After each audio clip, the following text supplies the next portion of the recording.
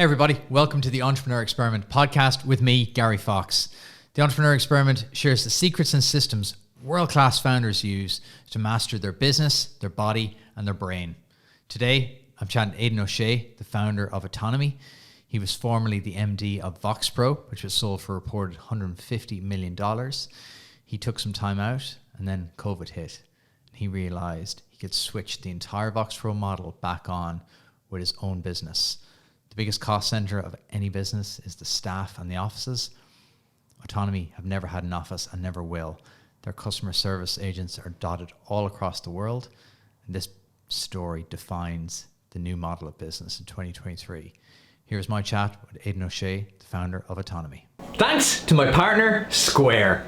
Everything your business needs, like payments, point of sale, e-commerce, inventory management, chatting endlessly about the weather? Well, you're on your own there. Square. Everything your business needs. Almost.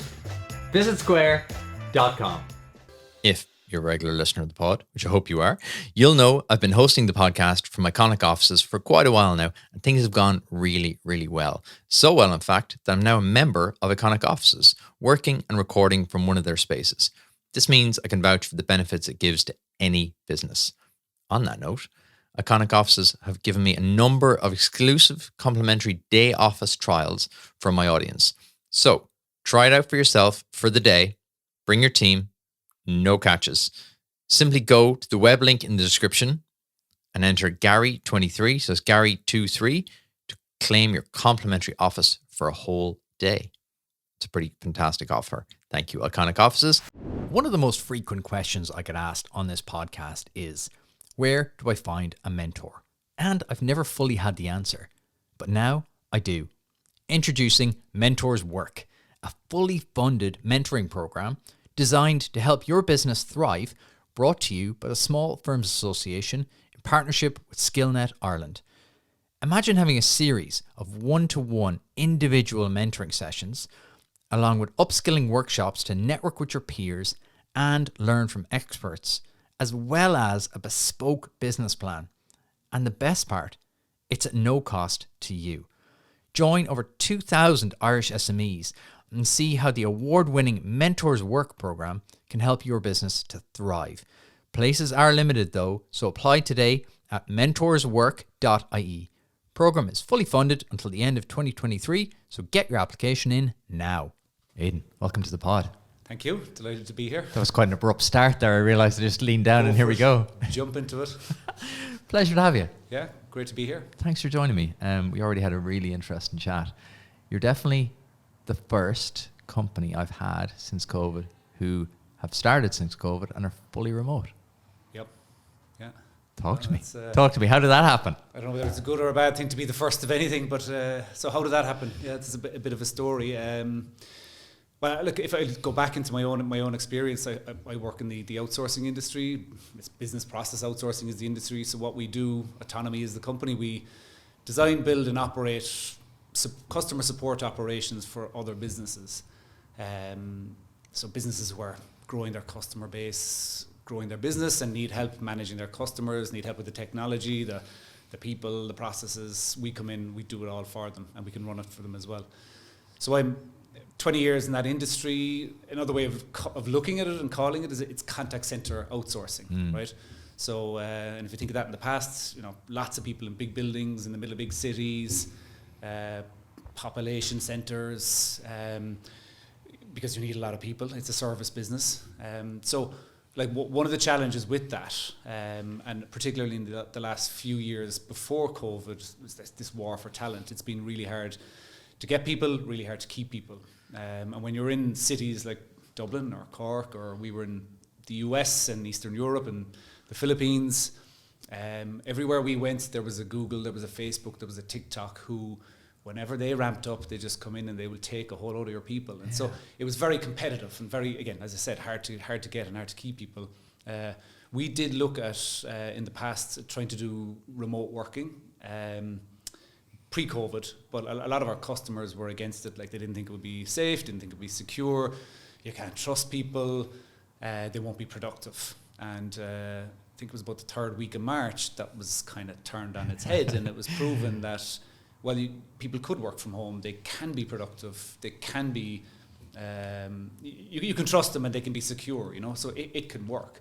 So I had left the industry at this stage, and I decided I was going to do something differently in a different industry. I guess my background was, I was the MD, I was the CEO.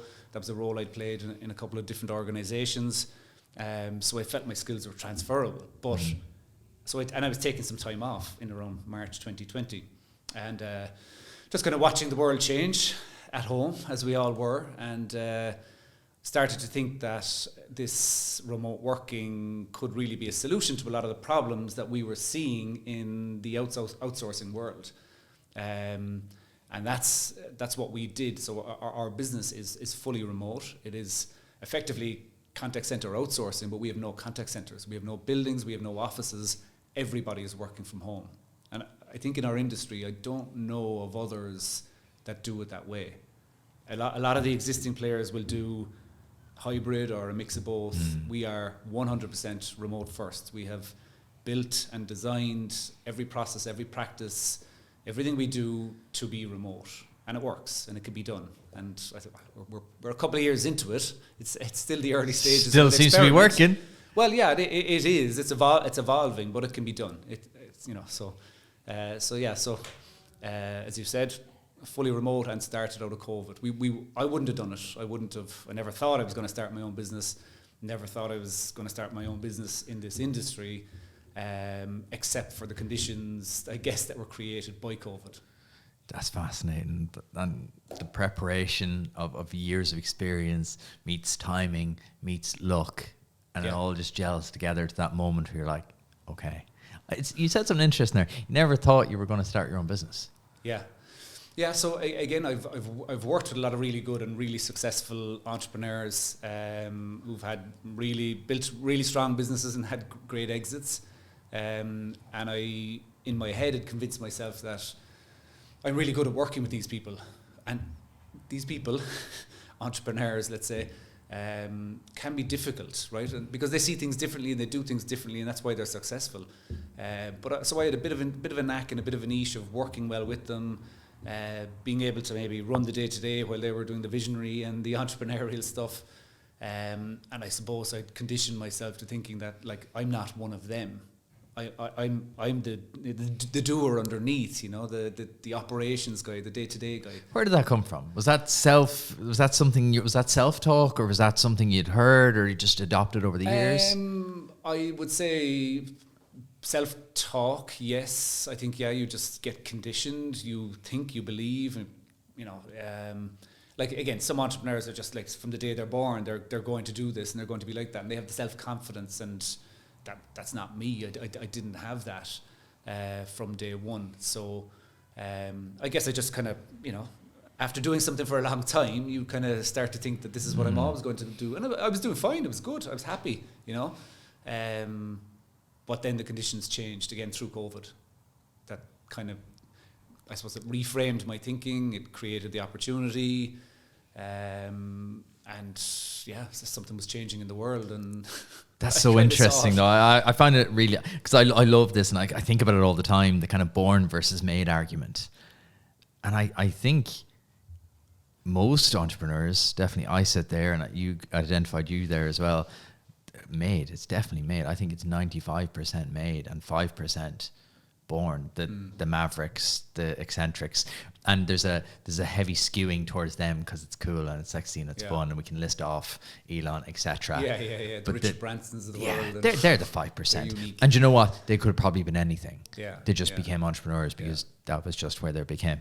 So I think it's really interesting. I'm fascinated by that whole thing of born versus made. That's why I was interested to dig into it with you.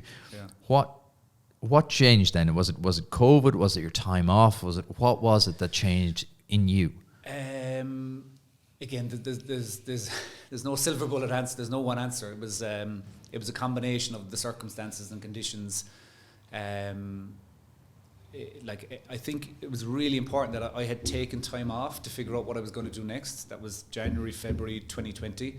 I I was skiing, cycling, traveling, came home in March and said, geez, I better settle down now. And having a little mini gap here for yourself. Yeah. And then it was like literally the middle of March that the world changed. And it did dramatically. And it's funny how we move on. But they were dark days. Like nobody knew what was happening tomorrow or, next week or next year. I think we have PTSD about that because we don't really think about it and talk about it. Yeah. Like that's a shock. It's like a trauma. It's like a death in your life, that whole period. I think we've kind of glossed over it. And but I was lucky that I wasn't working, right? In a strange kind of way, that my brain was clear, my head was free. I was able to think, I was able to observe, I was able to kind of reach back into my own experience and maybe attach that to what is happening now and how could that apply to the future.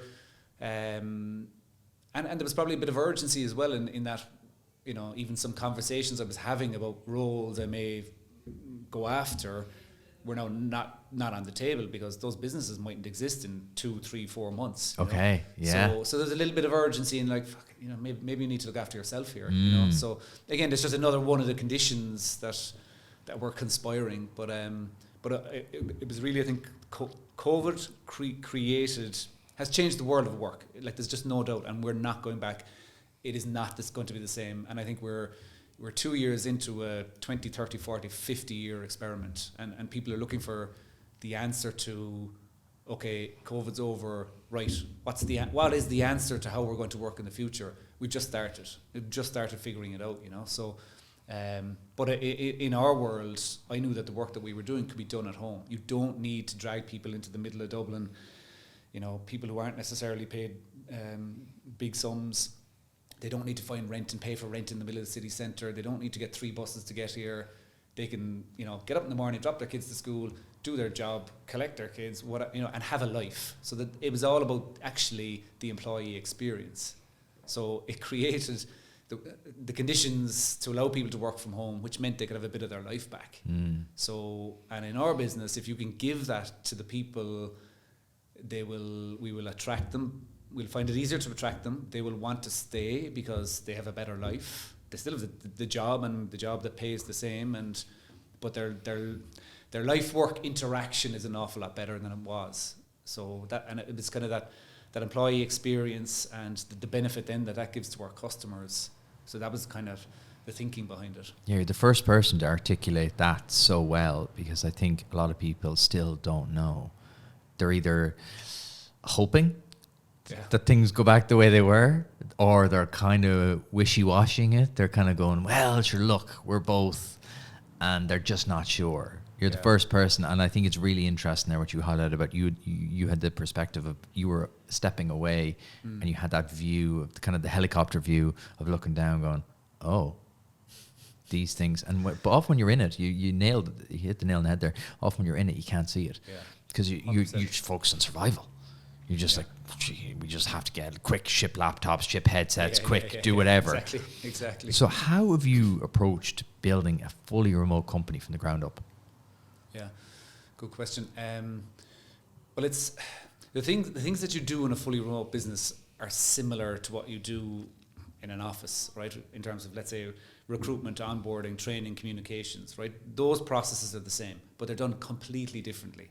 Right, so we redesigned every process for remote. So how we advertise our jobs, what we write in our job specs, the questions we ask in our interviews, the tests that we might do in an interview, the skills that we test, the training and how we deliver it, our day-to-day communications, our engagement model, the tools that we use, they're all different, and they were all designed specifically for remote. We didn't take things that we did in the office world and said, okay, let's just tinker with them and adjust them. We started from scratch. We designed fully and intentionally for remote. I think that's a really interesting point, though. I think people are doing exactly what you said there. They're just taking everything they've had in the office and going, same thing. Same, but different. Yeah, and I really do sympathize with, if you'd had a successful business and you've grown it, and you know what you did to grow it, and you have a good business, a great culture, and it was based around an office. But now that doesn't exist. Why would you want to change that? It's terrifying as well. Yeah, it's change. It's really, really difficult, and the world is different. And I sympathise with employers because employees have moved on faster than employers. Like an employee who knows that they can get a job and have the flexibility to work from home and to look after their life as well as do their job, and they have lots of options, you know. So they're way out there in terms of what they want, and the employer is a little bit behind in catching up. Not every employer, obviously, but a lot of companies that are struggling with hybrid and going to continue to struggle with hybrid haven't made that mental leap, I think. It's the analogy of I use it frequently for, big companies and startups. The startup is the speedboat, the big company is the oil tanker. Yeah. If you're going to slow an oil tanker or change direction, yeah. It's going to take you It's half an hour to get that 1 degree turn going, whereas a speedboat can just like crank right straight away and they're gone. Yeah. By the time the big oil tanker's turned, the speedboat's in a different city. Oh, absolutely, yeah. How do big companies do it then? I'm kind of asking you to probably get out your crystal ball a bit. Like, how can they take the lessons learned from you, I guess? If people are learning or listening going, oh, he's describing me, and I feel seen, I feel attacked. Like, how do big companies take some of the adoptions that you've done and kind of apply them? Yeah, and it's not necessarily big companies because, funnily enough, some of them will have the resources and the smarts and the time to have thought about this and invested in this, right? So, like, if you go to the famous big tech names, they're probably pretty good at this. But I'm probably more thinking, businesses who aren't at that global stage more yet. Traditional, yeah, exactly. Who are really being disrupted and have always done things in a certain way, and aren't out there in the world. They may have an international business, but they don't have operations everywhere, so they're not getting all of this feedback and all of this input. I think that they're the ones that there's probably a large number of those in the middle, not the small companies, but not the very big and very well resourced. There's probably a lot of those in the middle that, again, are struggling with this. But again, we see companies that they say we're hybrid, right? And people are at home 3 days a week, and they're in the office 2 days. That's probably the average, it seems to be. The way it seems to be. Monday, going. Friday at home, Tuesday, Wednesday, Thursday office. I ask people, like, does that mean you're 60% remote? I mean, that's 3 days out of 5. Or if you're 4, is it 80%? Like, and that's pretty. That's a bit of a shock to people to say, no, we're not. We prefer to be in the office, but people work from home a few days a week. Well, you're not really. You're more remote than you are in the office. So, again, and you ask, have you redesigned? Have you been intentional around your processes, your practices, your ways of doing things for how you engage a remote workforce? And don't know that they have. So you started blank slate, all new processes, new systems. How did you figure that out? Because obviously, you had no legacy systems to deal with. So how did you figure out where you're going to start? Oof, that's a good question. Where do we start? We started everywhere. We look at our. Again, it's a people business. It's people, process, and technologies. It's a service business, so we need people. It's reliant on technology, or it doesn't exist. So technology is at the core of what we do. So, we look at the employee journey.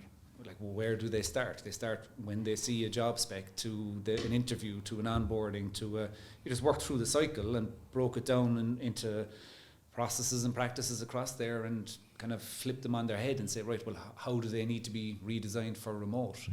And similarly with our infrastructure, we like literally threw everything out and started again, and everything was new. Everything was in the cloud. But I mean, that's probably an easier piece because all of the big providers are there already. The tools, the infrastructure, the technologies are there to do that.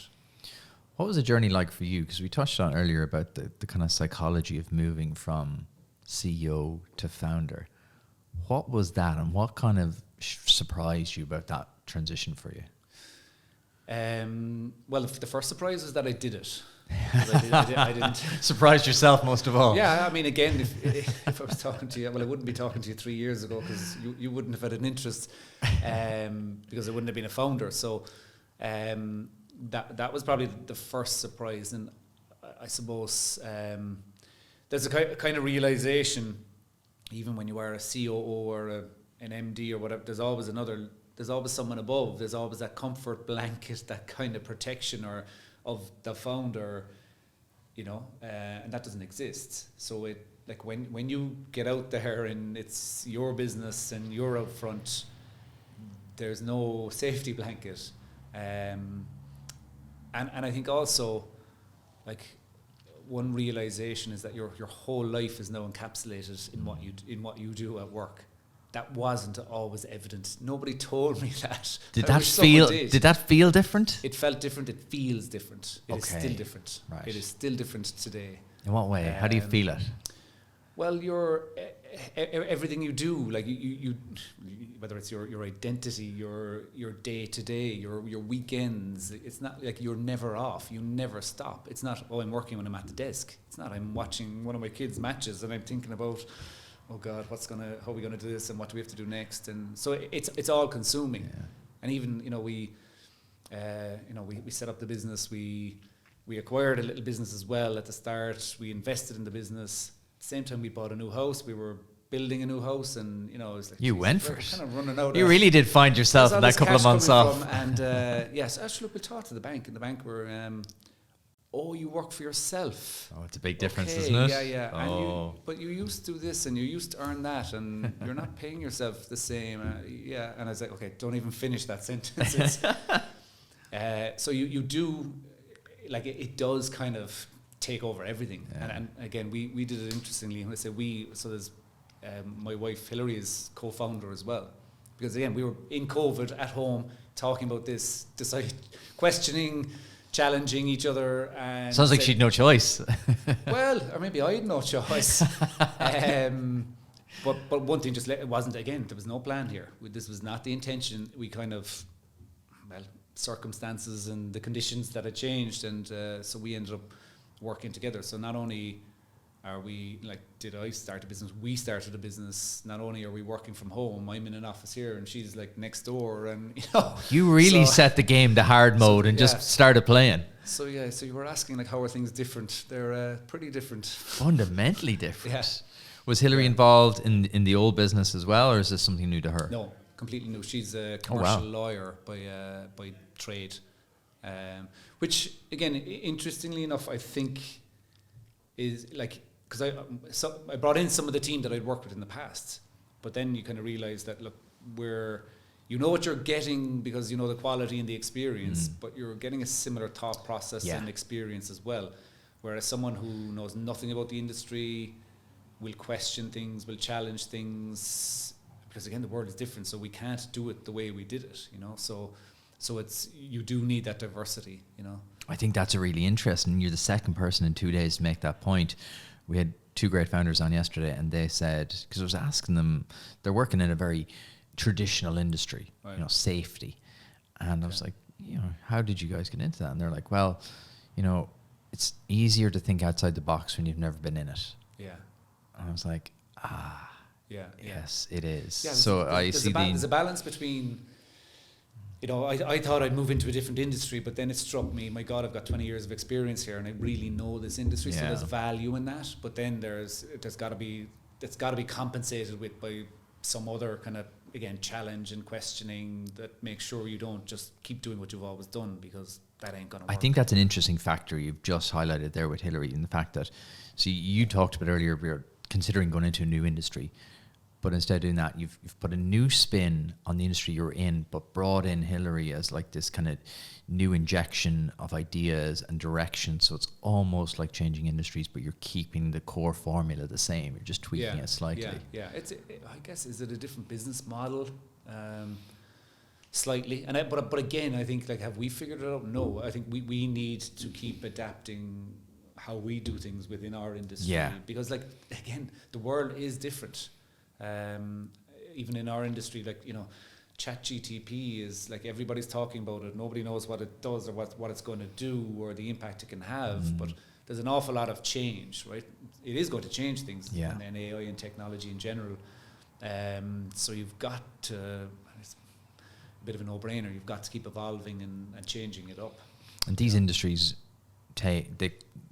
they arrive quickly. I always use VR as an example. Like, VR's been coming for the last 20 years. Still waiting. Yeah. Still waiting, right? You know, it might never come. It'll probably come in a different form in terms of for gaming or something. I just see that as totally logical for gaming. Yeah. If I can play Call of Duty on a VR headset and it's totally immersive, I'm in. Yeah. Do I want to sit here and have this with you with VR goggles and you and Cork and me here? Probably not so much. Yeah. You know, the avatars and the Microsoft Paint style hands we'd have. Probably not so much, but somewhere in the middle. Yeah. You know, you see the people using it, remote surgery and stuff like that now. Yeah. You know, technology comes in all different ways and not always in the way that we think. So I think there's been a lot of fear mongering about AI and the jobs. Yeah. Like the narrative around that is just toxic because beware the boogeyman. Yeah. He's coming to take your jobs. Yeah. Like, that's as old, like that dog whistling is as old as time, you know, trying to whip up fear in people to either backlash against an industry. How do you see AI playing a part in your industry? Well, it's already playing a part, and it has been for a long time. It's not new. Of course, it's evolving and getting more advanced. But for years and years and years, there's been talk of like, customer support roles are going to be automated, and what I think is going to happen, and it's probably happening already, is the easy stuff is going to go away. Yeah. That the machines and the bots are going to take care of simple, basic customer queries, right? And the role actually of someone in customer support is becoming a lot more complex because the easy stuff is gone. Yeah. So, help me with the more difficult issues. So, and there is a digital transformation that companies need to go through. But there's a whole lot of stuff that you have to have figured out as well before you can automate it. Like, do you know everything about your product? Are you able to write down every use case, every example, every challenge someone has? No, you're not. Like, so the technology always needs help. Yes. From people, even as it evolves. So, to answer your question, it definitely, it's already playing a role. There's already, like, we have tools with AI built into it that make things easier and make things faster, and they will continue to evolve. But there's always going to be a role for people. It'll free people up. Exactly like you said, up the value chain. Yeah. To be able to do more higher skilled work, to be able to do more complex work,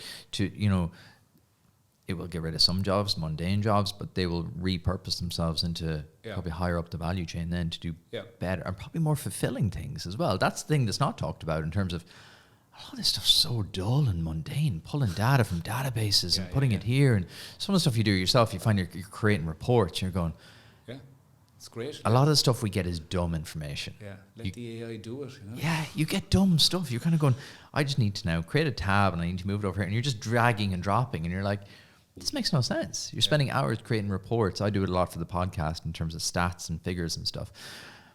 Yeah. It doesn't make sense to be doing it. Like, you have to do it. Yep. But I think the internet is like, whatever you want to call it, Web3 was all hyped up last year. But like, there is an evolution of like, dumb internet to smart internet. Yeah. You're not just getting information, you're getting information with context. Yeah. I think that for AI as well, the context is now coming with it. Going, okay, Gary, yesterday you asked about this, now tying that back in, here's today's figures. Yeah. Beautiful. Yeah. Yeah, it's great. So, I mean, look, there's a whole array of applications and benefits, but I wouldn't be as extreme, and maybe a little bit cynical around all of the talk of like, oh God, the world is going to be transformed in the morning because of ChatGTP, and I don't subscribe to it. I don't either. I'm a rational optimist. Like, stuff takes time.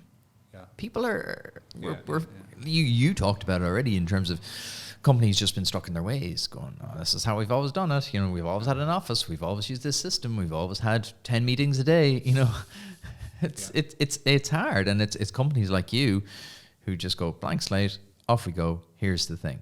What's been the most challenging? There's probably 100. What's been the most challenging moment of the last 2 years? Picking one will be the hard part as a founder. Picking one is the hard part as the founder. Yeah. Look, I guess it's probably, you know, the uncertainty of where you're going. And actually, I remember I read, again, like your topic of entrepreneurship. Someone posted on LinkedIn, and it was Pat Phelan commented on it. That what is an entrepreneur? And someone commented that it's when you've got this feeling in your stomach that never goes away. And Pat Phelan's, I'm with you there, or, you know. And I kind of like have a bit of that. There's always a bit of nervousness and a bit of probably anxiety, like in a positive way, you would hope, around, Jesus, what have we done? Where are we going? Like, you know, what's our ideal customer? What markets should we be in? Have we got enough money? Like, you know, have we got the right people? So that's not one thing, but it's kind of that all together. I know exactly what you mean. Yeah. It's probably. But then you've that like that opportunity thing as well. Well, yeah, there's an excitement. There's an excitement there as well. Yeah, they balance themselves off. They kind of ebb and flow depending on the morning, depending on the day. Probably more the evening. Mornings are good. At night when the darkness comes, so do the thoughts. Yeah. But there is there's an excitement. It's kind of a privilege as well to be able to do your own thing and to create something and develop something that some people want to be a part of, and that some customers will pay you for what you do. That's really great, you know. And every time you win a new customer, for me, that is the biggest buzz. Or when someone joins, the business, and when you hear positive feedback about how we do things and the culture, and that's what it's about, you know. That's that sense of freedom. I think that can't be underestimated, and sometimes people lose sight of it because they create a prison of their own making. Yeah, they create all these kind of structures and systems and over reliance. The most common thing you see with like new founders is, I'll just do it myself. I'll just do it myself. Yeah. How have you managed kind of the transition? Probably as a CEO, you probably already have these systems and structures, but how have you kind of managed to kind of go into the founder role and not get consumed by it all? But that's an easy one, by having a really good team from the start. No, that's not we were able to do that, right? Yeah. Not every early stage business might be able to do that, but and that was probably like, so again, we're all kind of conditioned or victims of our past. So I was used to having a good team, and I kind of felt I needed to have a good team. Now, I kind of didn't figure out the economics of that, because good teams are expensive as well, you know. But anyway, we figured it out as we went along. But one of the first things I did was bring in some really good people, like who could look after, whether it's the HR side or the IT side or whatever. And I don't want to worry about, well, you do worry about it, but you don't have to be involved, you know. Yeah. So you can rise above it then, you know, if you have a good team. And I know even talking to some people in Enterprise Ireland who work with like a lot of, let's say, high potential startups, they say that that's one thing that a lot of startups don't do enough of early enough, is bring in really good people who can take care of so many challenges, problems, opportunities, you know, that allow you to drive on. That's the most common mistake you see. But it comes back to something you said earlier. Startups get caught between the two stools of the talent war.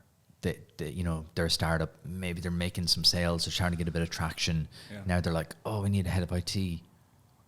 Everyone's been sucked up by big tech firms. Yeah.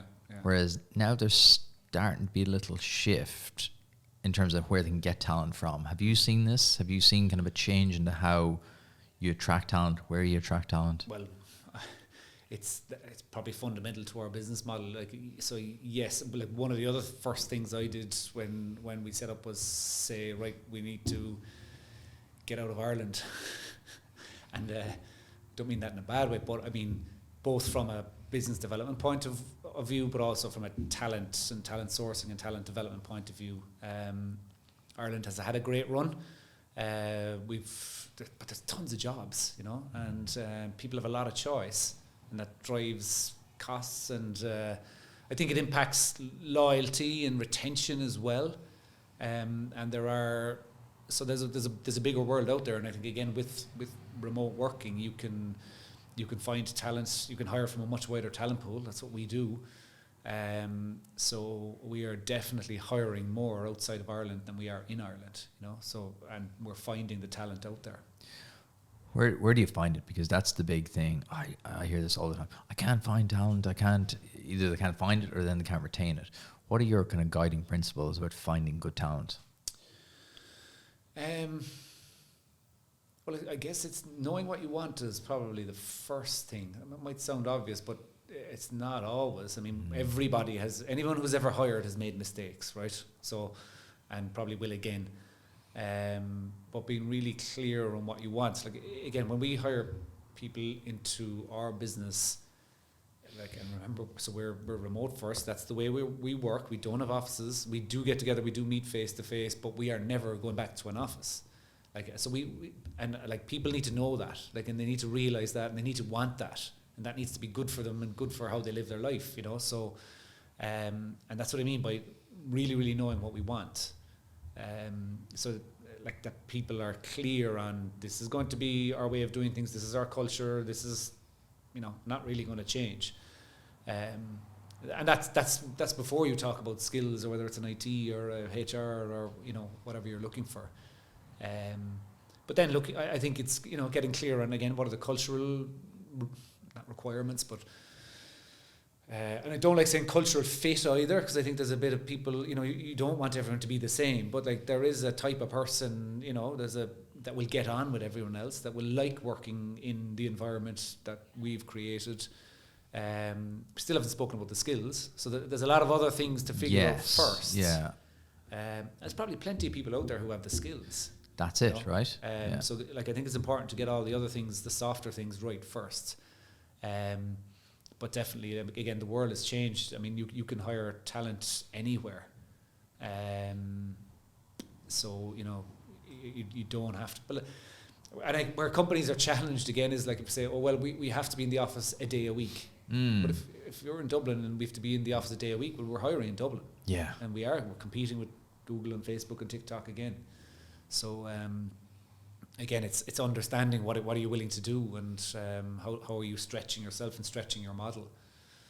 Do you think a lot of companies that set up will just do what you've done, remote first, remote only, in terms of this is how we are? Because exactly what you alluded to there, you're a little bit in and a little bit out. You can't be a little bit pregnant. You either are or you aren't. So it's the same with this. If you're forcing people into the office one day a week, well, then they can't live in Killarney. Well, they can, but it's going to be an absolute nightmare for them once a week. And I know people doing it now, and they're going way back to something you said about employees got it straight away. Yeah. I was amazed. Within a month or two, friends of mine were like, "Yeah, leaving Dublin, going to Mayo, leaving Dublin, going to Marbella, leaving Dublin, going to Italy, leaving Dublin, going here. We'll see what happens." They never came back. And they're not coming back because the genie's out of the bottle here in this case, in terms of, well, I was earning good money, say, in Dublin. Now I'm earning the same money, but it's great money because I now live somewhere that's half the cost. Exactly. And that's put a price in that. Yeah. And it's a generational thing as well, in terms of in your 20s, you want to be in the city. You want to be going out, you want to be doing all this crack. In your 30s and 40s, exactly. Kids, wife, house, schools, all that stuff becomes far more important in terms of a balance of life, in terms of how do you live your life. Yeah. And I think as there are more jobs available, it's not all about the job, because I can leave that job and I can do a different one. It's more about the life and the impact on my life. So, but you asked, your question was will more companies set up remote first? To me, the answer is yes, and they already are. We work with some US companies, and when you get into remote first companies, there's different ways and different extremes. So one of our customers they're async first, right? So they will encourage their people to work in written form first. Okay. When you say async, what does that mean for people that aren't working in the industry? Async is so we're talking live. Async is I email you and 8 hours later you come back with a response, because you could be working in a different time zone, or so it's more about written, more about, it doesn't matter what time zone, we're not in the same room, we're not conversing.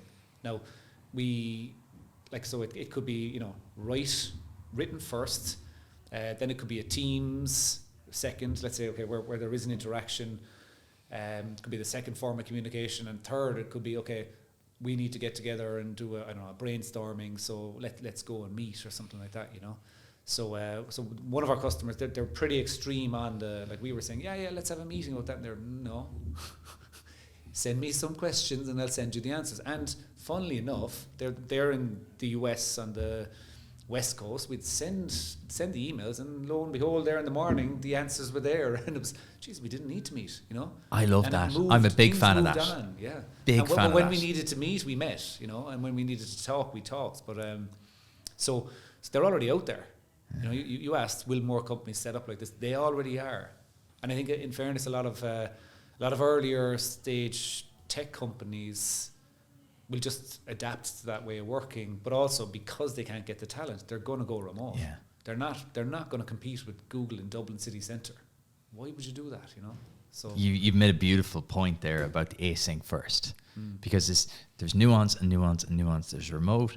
And then there's async remote. Yeah. That's the first time this has been brought up. We talk about remote first. We're just scratching the surface. Yeah, you really are. Multiple models of how and evolutions. And as I said, I think we're 2 years into maybe a 50-year experiment. So, at my core, there's very few things you can nail your colours to the mast on. At my core, I believe the exact same. I think we talked about, like, I think it's going to have the same effect as the internet, the industrial revolution, factories. I think it's going to have the same effect in the workforce. The thing is, we just don't know, right? We don't know yet. Yeah. But there are companies like you and like the async first companies who are going, we don't know, but we're going to try to figure it out pretty bloody fast, because if we do, we will be so far ahead of everybody. The async first, Connor Murphy, he founded Datahug, and now he's the founder of Bridge. Right. Super intelligent guy. His framework for this is Loom, Zoom, Room. Yeah. And you know when someone says something to you, you're like, oh yeah, that makes total sense. Loom it first, because you can give the context of, this is what I'm working on, this is what I'm thinking, here's the mock-up I did, let me know what you think, I'm thinking these colors, blah, blah, blah, blah, blah. He ships it off to the designer, like you said, in the west coast of LA. They're like, yeah, cool. Overnight, you wake up and it's like magic. Yeah. You know, it's like exactly, like when the Amazon man turns up, I still get a buzz every single time the Amazon guy turns up. I'm like, God, it's like I have superpowers. Put the turkey in the oven on Christmas Eve at 100 degrees and it's done in the morning when you get up. It's like, Jesus, it's great. There's certain things, like I still get fascinated by certain things. The Loom one is interesting. I was talking to someone in our team yesterday about it, and they were saying a lot of again, we do a lot of training, obviously, you know, how we get up to speed with understanding our customers' business. And Loom was thrown out there a lot, and again, they say a sync company that we were working with, they used it as well. But if you think about it, like video, like, so instead of reading a process or an SOP or whatever, there was this video where it was talked through, and it was so much easier, so easier to engage with. It was done once, you know, and reshared and repeated. So there are lots of tools, and this comes back to changing how you do your business, looking at the tools you use. It's not just all email or even Slack or whatever. There's lots of other really nice tools out there that help remote working. And it's the speed as well. The other two things I fundamentally have kind of come to believe over the last couple of years is leverage and distribution will become phenomenally important, because sometimes you sit down to write an email, you're 20 minutes at it. You're chipping away and you're editing, and I'll get my wife to come in and read it. Does that sound okay? Is the context there? Especially when you're dealing with third parties, you're like, they don't know me. Yeah. They don't want to have a call. They can't kind of go, how's it going? You know, it's grand. This isn't a big problem. I just wanted to go back to you. So you're kind of going, is the context there? Whereas I think video is just lovely, but easy video, because video is quite hard. We're sitting here, we've got Ben handling all the video. It's hard to do at a high level. Yeah. But the likes of, for stuff like that, Loom, you made a brilliant point there about, especially training someone. If you're going to get 10 people in the room to train them, you've got to get a trainer there for 3 hours. Yeah. The cost, I loved that tweet that went viral a few weeks ago about the cost of meetings. It was put in about, you know, if everyone does a meeting and everyone's getting paid, whatever, 80 grand a year or whatever it was, they're like, well, that meeting cost you €850. Yep. Training, 10x that, or for a day. And you've got to go to a hotel, and you got to get everything there. Yep. Whereas with the Looms, you sit down, you're going to go, right, I'm going to do this training today, spend 2 hours crafting it. It can be consumed once or a million times. That's what I love about this podcast. We sit down, we have this really good chat. It can be listened to 10 times or 10 million times. Yeah, it's the same. Absolutely, yeah. So the tools, there's a perfect storm though, isn't there, of technology coming at the right time as well. You know, like you made the point at the very start about companies probably would never have adopted this remote work. Or if they did, it'd be 20 years, 30 years, 50 years down the line. The acceleration of COVID, you know, that created the impetus for it.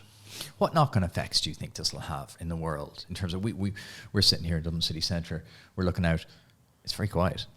It's super quiet. Like there's no traffic, there's the odd person strolling by, you know, it's a Thursday in April. Like what effects do you think remote work will have on cities? Ooh, that's a big question. Well, I think it already is, right? I mean, cities are quieter. They're still, well, it's probably stalled a bit now, but there has been huge development of office blocks, and I don't know what for now. That they're going to have to be repurposed. I think, you know, planning and governments have a big role to play here. I know in Ireland we don't like to kind of give any credit to developers, but why should they build or develop, let's say, apartments which we need when like they can't actually do it viably or economically, you know? So something's got to change, you know, and it ain't going to happen on its own. But look, I think people still want the cities. People still want to come in and they want to like enjoy themselves and they want to interact and they want to see a buzz and, you know, they want to go to matches and so. I love coming to Dublin. So it like everything else, it will evolve, but it's going to be different. It already is. But again, we're at the early stages of I think, a long transformation. I think you're right. Like we're social creatures. Like I love coming in the city because there's a buzz. I don't want to be in here every day. Yeah. You know, I love but you retreating. have to work here, you know. See, that's the thing. You don't really. You don't have to. Why do you? You know. Like, and that's I suppose the model that we've changed. It doesn't mean that we're anti-city or anti-office or anything. It's just like people can do their work from home. So the city, there's so much other opportunity for us to think of it differently and to, you know, make it a bit more pleasant. It's fascinating. I love thinking about it. How do you recreate? We talked about this a little bit over coffee. How do you recreate this feeling of being in a room with someone and getting that kind of energy, and I can get to know you a little bit better and I can see what you mean and your context is there? How, as a remote first company, are you thinking about that? Yeah, a good question and a difficult question. And like, let's not fool ourselves into thinking that we can recreate it, because it's different, right? When you meet people face to face, it is different, right? So now we do meet, and I think most remote companies do, you know. Let's say we try and meet our leadership team once a month and do a business review and a look forward, you know. We try and do quarterly get-togethers or night outs. Like a lot, we're still human as well, you know. So those things are still important. But, you know, I think what you're talking about is how do you develop culture, right? So, and that isn't all about, you know, well, we were hanging around the canteen or we went for coffee together, or you can go for coffee, but you can do it over a Teams. It's not the same thing. We're not saying it is, right? But you've got to be, the word we use is intentional around creating opportunities for people to communicate and probably more importantly to connect. What's important to them? What and it's not what are you doing in your 9 to 5 work or job. It's like, what are you doing outside of work? You know, we do, you know, exercise challenges, or we do fundraising things that, you know, you introduce a kind of a mileage calculator or a competition, and, you know, bringing in that element of competition always creates a bit of excitement and a bit of energy, and like, so you're connecting people in through different things and different ways outside of work. It's just we're not in the same building, you know. But I think, like, again, you need to plan, you need to be intentional, you need to make it happen, because it won't otherwise. Whereas when people are in a building, things kind of happen. Yeah, there's that serendipity effect, right? Yeah, we just happen to go down for coffee together, and you just happen to talk about football. I love football too, you know. And you go into a deeper level, start playing five-a-side or whatever together. There's that deeper level. I like that, intentional. So you're intentional about it. And I think also when, like, you know, I've worked in plenty of offices where there's been loads of people, you know, and they had swings and slides and good canteens, but were the people happy? I often think about this. Like, it's a while. Were they? It was still the same things. They were like, we certainly had people who were unhappy because, and not everyone, but some people, because again, they were living in the city centre, they had to commute, they had to get 2 or 3 buses, like they were 8 or 9 hours at work, but it was a 12-hour day. And like, my life is not good because of that. So do I care about a swing or a slide or a good canteen? You never get to go on the swing and the slide anyway because you're under such did pressure. Once when it was put in first, and I never looked at it again, and I don't think anyone ever did. The slide of sadness because you know you can't go on it. The pool table that goes like that because it's been never touched in such a long time with a foosball table. But that's not culture. They're gimmicks. They're gimmicks. That they look good on that. That's not important. They look good in the photography for the company. They look like, look at all the cool toys we have. Yeah, but they're really not important to people. Yeah. And I suppose that's what, like, our way of working is more about employee experience, and it's not even employee. It's life experience, but you also happen to work. Yeah. And the work isn't getting in the way of how you live your life. I was chatting to someone who works in the talent management space last night, and he was talking about they'd done 6 interviews this week, and first question, every single interview was not about pay, it's not about anything. How many days a week in the office or flexibility? Is this remote? Number 1. Right. And he was saying we're hiring for high level jobs here. This was not like, this was not just a very entry level job. These were high level jobs. First question, what's up with the money? Is this remote? Like, that says everything, really. Yeah. Yeah. I think, as I said earlier, employees, people have moved on very fast. Businesses are only, trying to figure it out, so they're catching up. If COVID was a 6-week thing, I think we'd be having a very different conversation here. Yeah. But the fact it went 6 months, a year, 18 months, 2 years, it's just... True. Yeah, things were embedded. You can't unsee what you've seen. Yeah. You can't get a taste of the good life and then go back to the zoo. Yeah. It's wild. Like, it's a phenomenally interesting space. Yeah. How do you kind of look after yourself then? As a CEO, I'm sure that was an extremely pressurized job. I like to phrase kind of the podcast is about the business, the brain, and the body, because the 3 together, I think, are fundamentally important. And this is something I've realized over COVID, that, a lot of us were out of whack in terms of, I'm just, working 12-hour days, 16-hour days. This is a great thing, blah, blah, you're so good. Whereas now the business, brain, the body are so connected. The good entrepreneurs I speak to, and then generally it comes with experience. So how have you learned to kind of look after yourself as a CEO and now as a founder, and has it changed? Yes, and I think like my work day has changed. Like, so I've 4 kids, 16 down to 10 as well. So like, we've work and kids and not a whole lot else. 2 full-time jobs. It's busy, but I find myself starting earlier and finishing later, and probably taking time in the middle of the day. Okay. Yeah. So, like, for example, all the kids are in sport, so I might be at a match at 3:00 on a Wednesday afternoon or something, or there's lifts or collects or drops. We might go home and have our dinner, and we might do 2 hours after. Like in the past, you'd have been in an office, so you wouldn't have got home till 9 or 10 o'clock if you were doing that.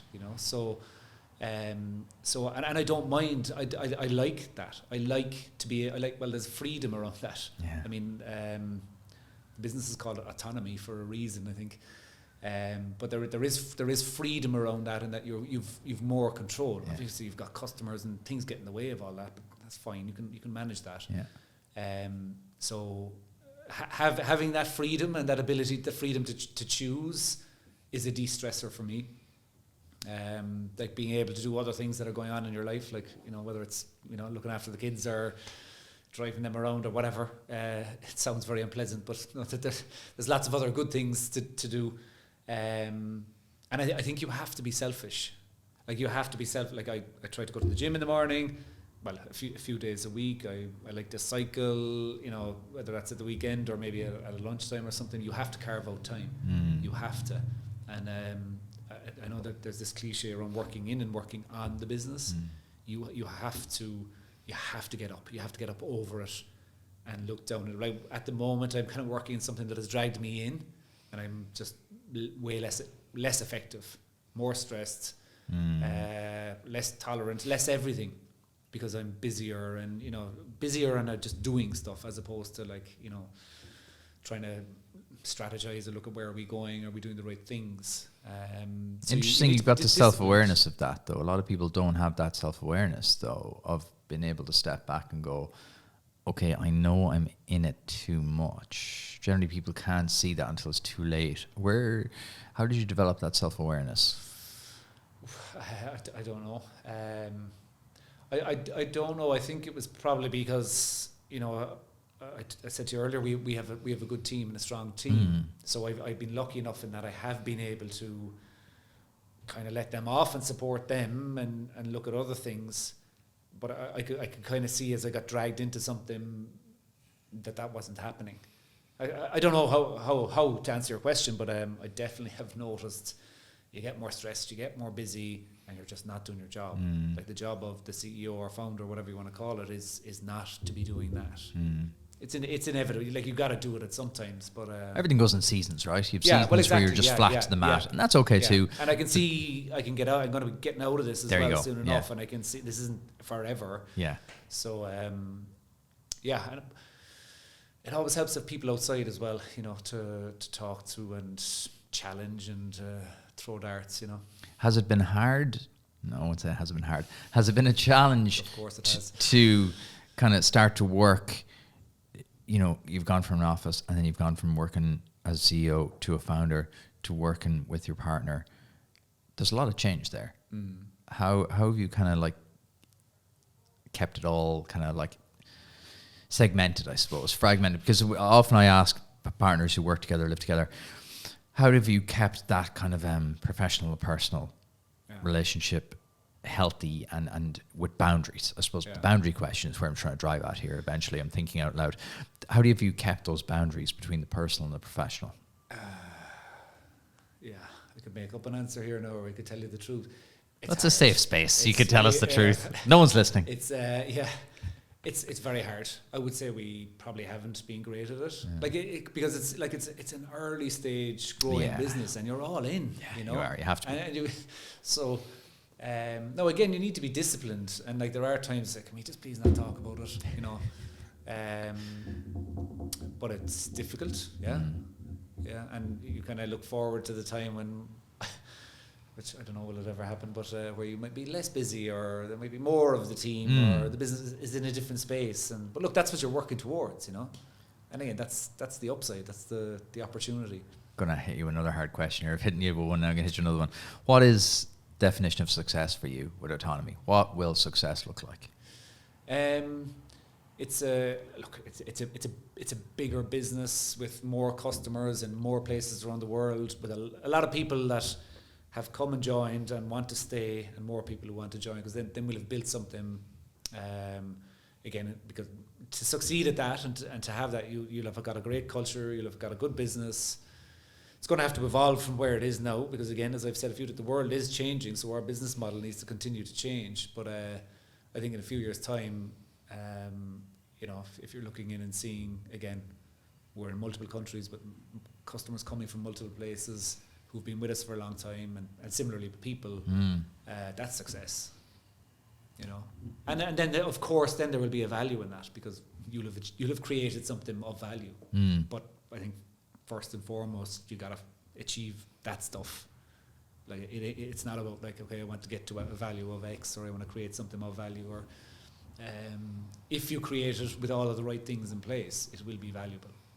I love talking to founders who've extensive experience and that they've gone through, like you did with your previous company. You've seen what happens if you put the right environments in place, and you've kind of seen. We talked about over coffee, Playbooks. Yeah. The power of a playbook is huge. You can't keep reinventing the wheel every week. It's exhausting. Yeah. How do you apply playbooks to your business? It's a service to other companies, so we've got to get in and understand other companies and their business, and it could be in any sector, in any industry, in any location. So we need our playbook. We have experience, so we know what we're looking for. There are patterns. There are ways of doing things. There are companies consistently make the same mistakes. So you kind of know what you're looking for. You know the questions you're asking. There is a playbook.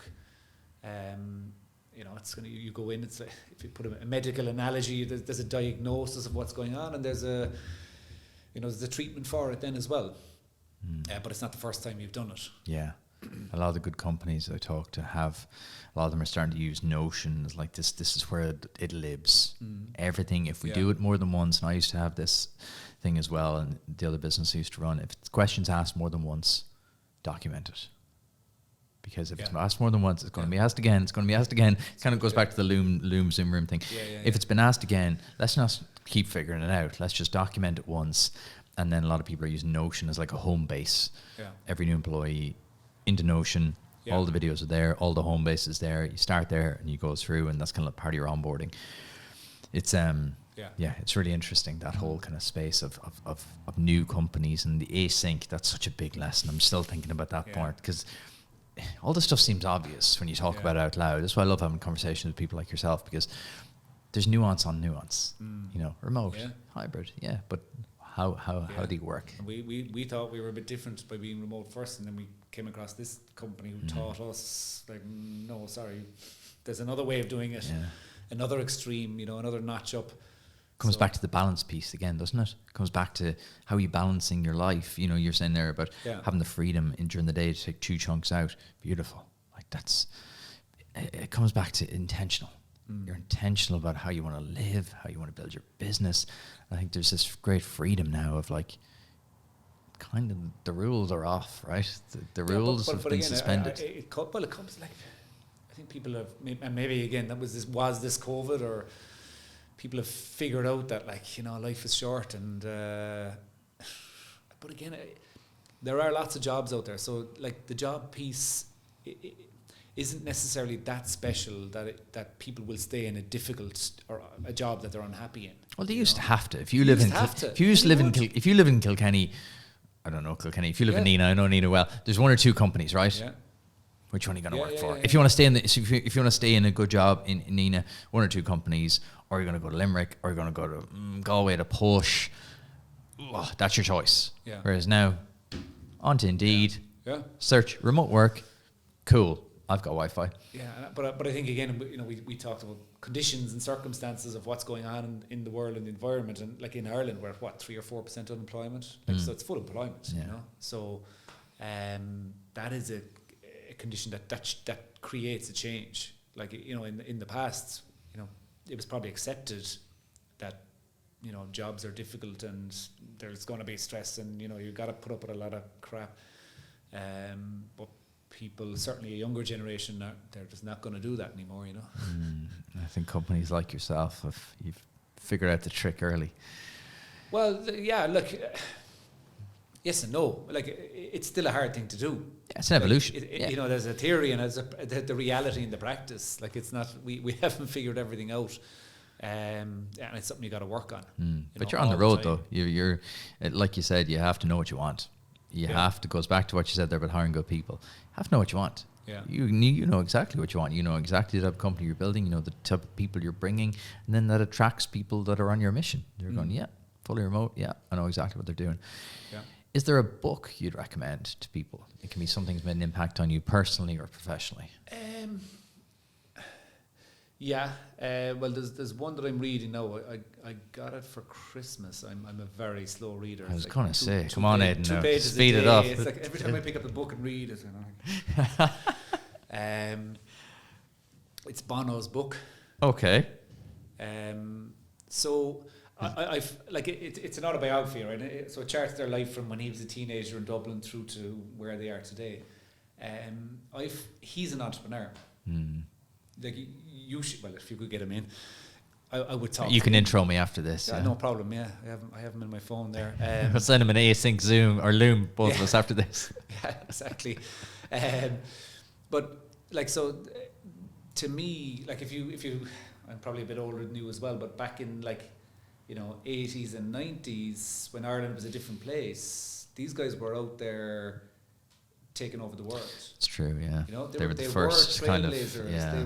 And I even remember, like, Italia 90 and things like that. Ireland had never done anything in the world. You know, it started a few rows and had a few arguments maybe with our neighbours, but these guys were out there kind of conquering the world, and that was inspiring. It just so happened that his music is what they do. But then as you read through his book, you know, he's set up foundations. They've made a lot of smart investments. Him and The Edge have both gone on and done. But their charitable work as well. Like they have set up organizations. They've founded many organizations, you know, and they didn't need to, you know. So I just thought it was really interesting. And he talks a lot about, you know, challenges that they have in moving people, whether it's politicians, from, you know, one mindset into another, and how do you do that, and how do you shift people, and how do you get people on board, and it's the same as, you know, how do you start a business and get people on board and sell it to your customers. Exactly. It's all sales. You're selling an idea. What is it? A traveling door-to-door salesman. Yeah. Bono calls himself one. You know, so selling is important. But anyway, so I thought that it is an interesting book. Brilliant. From that perspective. Perfect. Yeah. Where can people learn a little bit more about Otonomee and yourself? Well, we have a website. I think probably like most founders, you're never going to be happy with your website because it's nearly always out of date, right? If people are interested in what I'm talking about, I'd love to reach out personally to me. Okay. Where can they do that? LinkedIn is probably an obvious place. Perfect. I think you never have a wasteful conversation. You know, there's always something interesting comes of it. And perfect. LinkedIn's powerful. I think it's really, really powerful. Yeah. We connected there originally. I think it's really, really powerful. It's not really used enough, and it's a kind of a direct link. I think a lot of stuff gets lost by email, and other social channels are too noisy or not active anymore. I think LinkedIn is the one. Yeah. If you're trying to connect with business people, I think LinkedIn is still brilliant. Yeah. Aidan, thank you so much. That was an absolute pleasure. Yeah, really thank you so much. Yeah. Cheers. I hope you enjoyed today's episode. Wherever you're listening, whether it's Spotify, YouTube, or Apple, click that subscribe button, and I will see you back here next week for a brand new podcast.